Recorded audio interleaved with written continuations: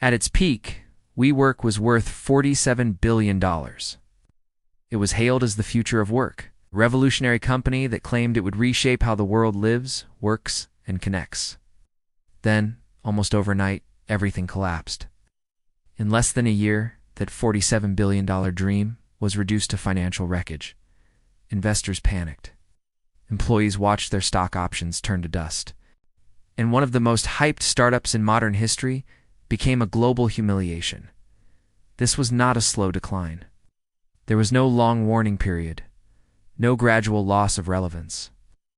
This was a sudden implosion, triggered by arrogance, fueled by cheap money, and exposed the moment the lights came on. Behind the glossy offices, the inspirational slogans, and the cult-like charisma, WeWork was hiding a fatal flaw. A flaw so fundamental that once the illusion cracked, the entire empire shattered.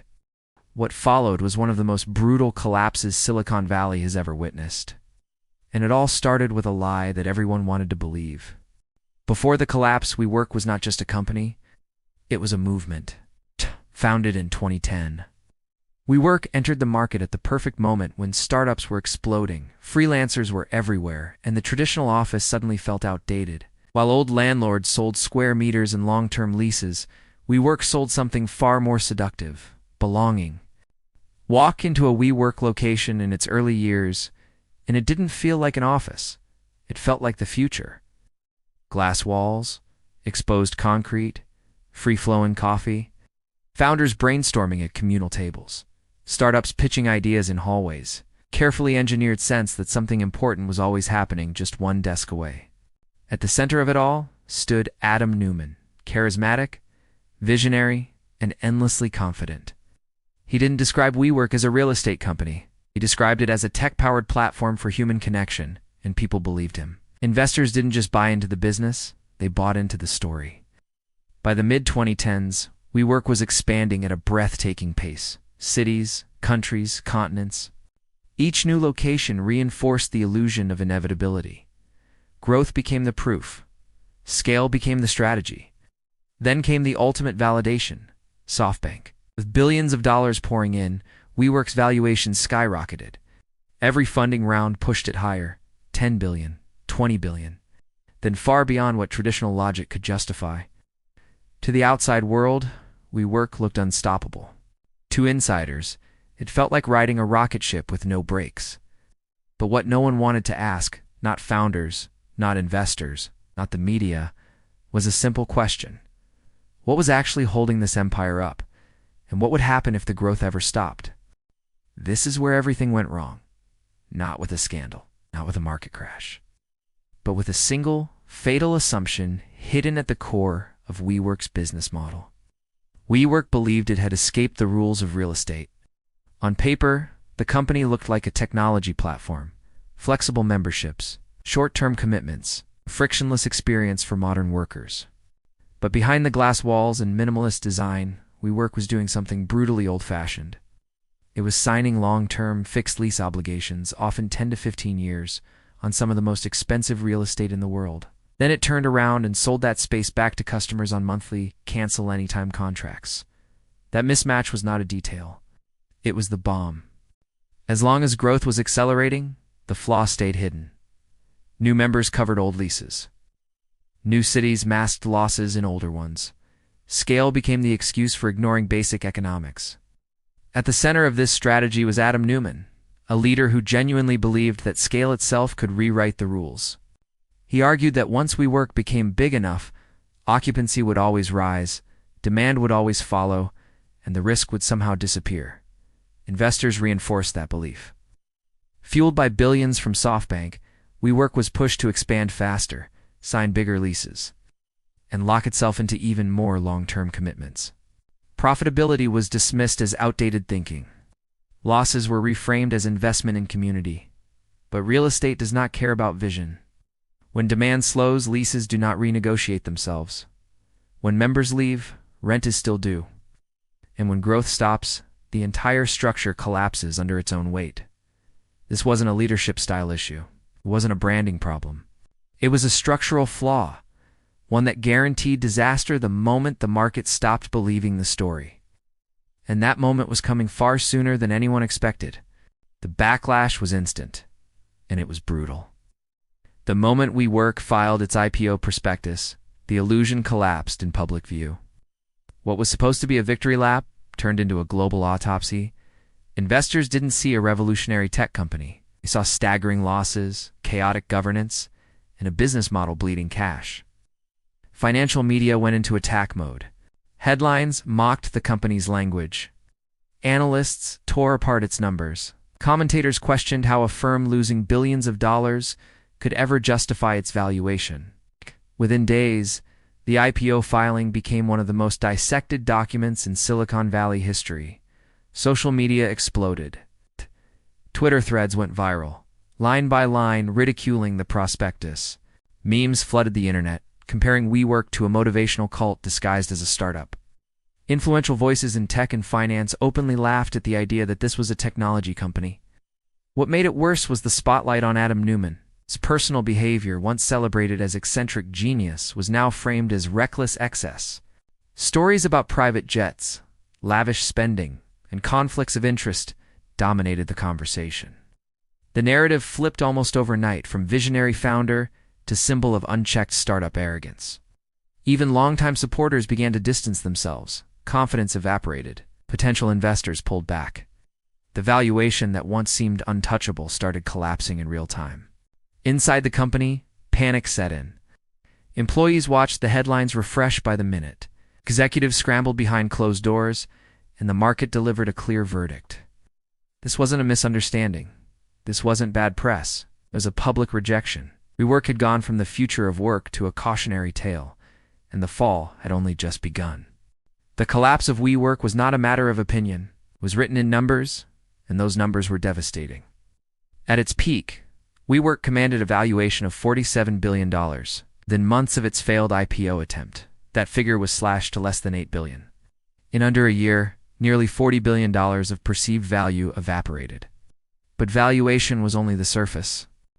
Behind the scenes, the company was hemorrhaging cash at an astonishing rate. In the year leading up to the IPO, WeWork reported billions in losses, burning through money faster than almost any major startup in history. Revenue was growing, but expenses were growing even faster, and profitability wasn't just distant, it was nowhere in sight. The most dangerous number wasn't on the income statement. It was hidden in the footnotes. WeWork was locked into tens of billions of dollars in long-term lease obligations, fixed costs stretching more than a decade into the future. These were commitments that could not shrink when demand slowed, could not adapt when markets turned, and could not be explained away with storytelling. When confidence collapsed, so did the stock price. Shares that once symbolized the future of work became nearly worthless. Employees lost the wealth they were promised. Early optimism turned into silent resignation. Layoffs followed. Locations were shut down. Expansion plans were scrapped overnight. Every new report told the same story. Revenue growth could not outrun structural losses. Scale did not create safety. It magnified risk. These numbers removed all remaining doubt. This was not a temporary setback. This was not a valuation correction. It was a mathematical inevitability finally catching up with a fantasy. To understand why WeWork collapsed so violently, you have to look beyond the headlines and focus on the system that allowed it to happen. This was not just a bad business decision. It was a perfect storm of incentives, psychology, and timing. First, the strategy itself was fundamentally misaligned with reality. WeWork tried to combine the worst risks of two industries. From real estate, it inherited massive fixed costs and long-term obligations. From tech, it adopted a growth-at-all-costs mindset. The result was a company that took on permanent risk while promising temporary flexibility. That contradiction could survive only as long as demand was rising. Second, leadership amplified the danger. Adam Neumann did not see constraints as limits. He saw them as obstacles to be overcome by belief in scale. In that worldview, profitability was optional, governance was secondary, and discipline was something to worry about later. The organization absorbed that mentality. Questioning the vision became synonymous with not understanding it. Third, investor behavior removed every remaining safeguard. With SoftBank flooding the company with capital, WeWork never faced the pressure to slow down. Losses were tolerated. Warnings were ignored. Every new round of funding reinforced the idea that growth itself was proof of correctness. In reality, it was simply postponing the moment of truth.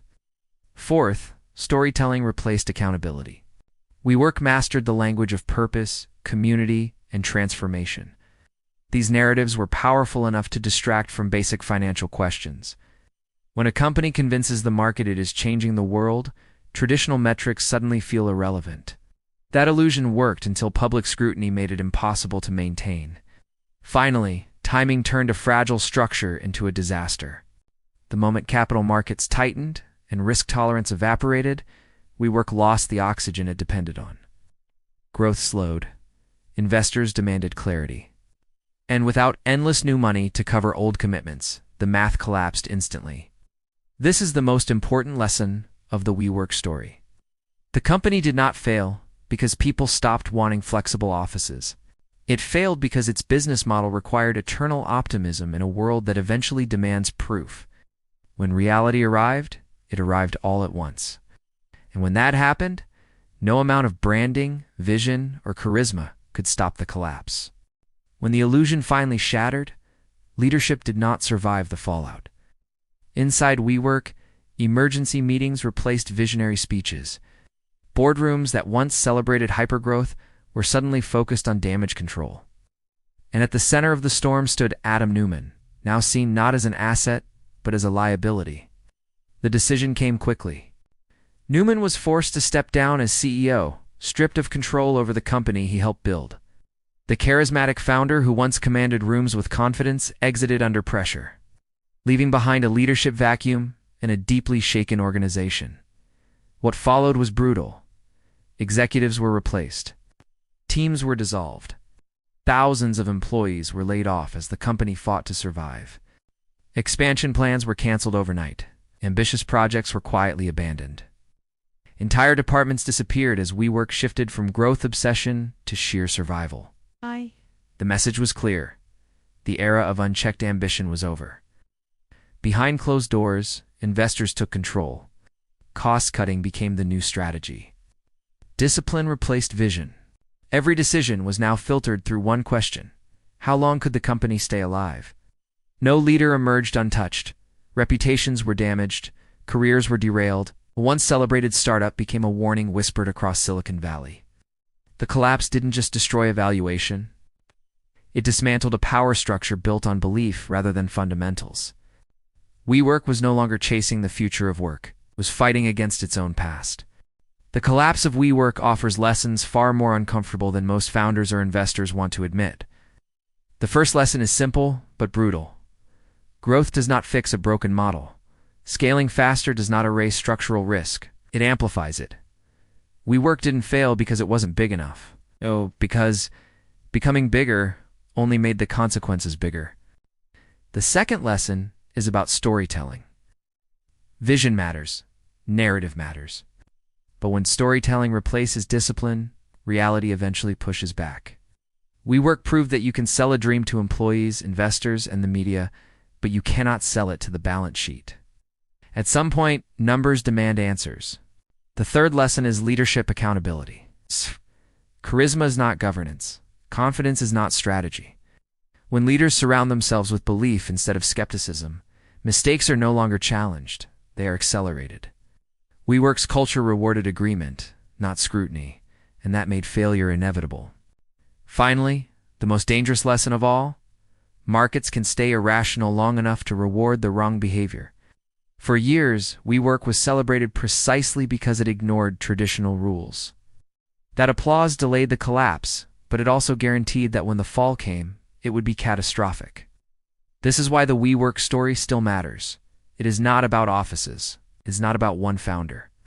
It is about what happens when ambition outruns reality, and no one dares to slow it down. The story of WeWork is not just a collapse. It is a warning. A warning about blind belief, about money that arrived too easily, about what happens when no one asks the uncomfortable questions. Now I want to hear from you. Do you think WeWork was doomed from the start? Or could this disaster have been avoided? Was this a failure of leadership or a failure of the entire startup system? If you want more deep, shocking breakdowns of business empires that rose fast and fell hard, subscribe to the channel.